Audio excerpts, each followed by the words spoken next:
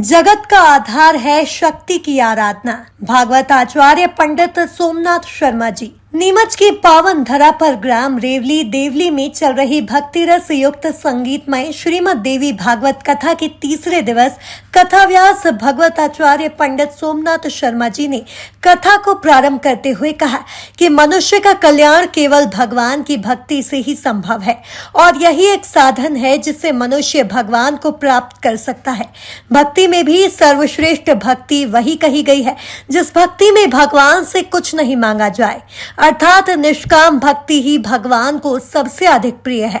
श्रीमद देवी भागवत आयोजन व सहस्त्र चंडी यज्ञ में व्यास जी ने यज्ञ की महिमा को बताते हुए कहा कि यज्ञ में जो हम हवन करते हैं उसके माध्यम से भगवान को भोजन कराया जाता है और यज्ञ पुरातन काल से चले आ रहे हैं।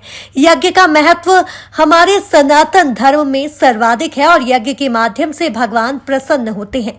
पहले के समय में भी यज्ञ के माध्यम से वर्षा करवाई जाती थी, देवताओं को प्रसन्न किया जाता था। इस देवी महोत्सव में ग्राम रेवली देवली में चल रहे इस कथा महोत्सव में देवी के महत्व को बताते हुए उन्होंने कहा कि शक्ति की आराधना जीवन में बहुत आवश्यक है। बिना शक्ति के कोई भी चीज संसार में संचालित नहीं होती। भगवान ब्रह्मा विष्णु महेश हुई शक्ति की आराधना करते हैं।